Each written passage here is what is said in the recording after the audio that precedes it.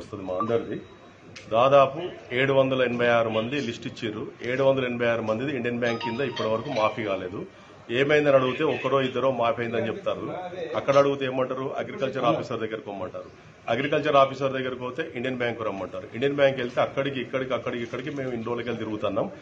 మాది ఇవాళ collector office వచ్చినాం. ఇవాళ ఆఫీస్కి వచ్చి ఇవాళ ఎంక్వైరీ చేస్తే no data found. No data found అంటే ఒక్కరిదే కాదు, 8 మంది 9 మంది వెరిఫై అయితే 9 మందిది కూడా నో డాటా ఫౌండ్ అని ఉంది. అంటే దీని తప్పు ఎవరిది, ఈ సమస్య ఎవరిది అని కలెక్టర్ దృష్టికి తీసుకురావడం జరిగింది.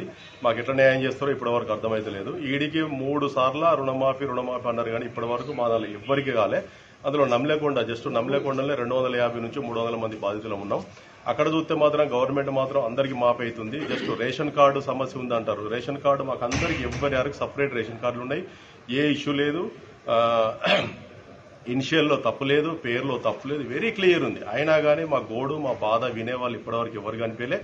ఏవో దగ్గరికి పోతే ఇటు పోతాటు ఇట్లే తిప్పుతారు తప్ప మాకైతే న్యాయం చేస్తలేరు. అంటే మీరు ఎంత ఉంది లోన్ బ్యాంక్ లో? మా లోన్ మా బ్రదర్ వచ్చి 1 లక్ష ఉంది, నాది వచ్చి 2 లక్షలు ఉంది, మా నాన్నది వచ్చి 1 లక్ష చిల్లర ఉంది.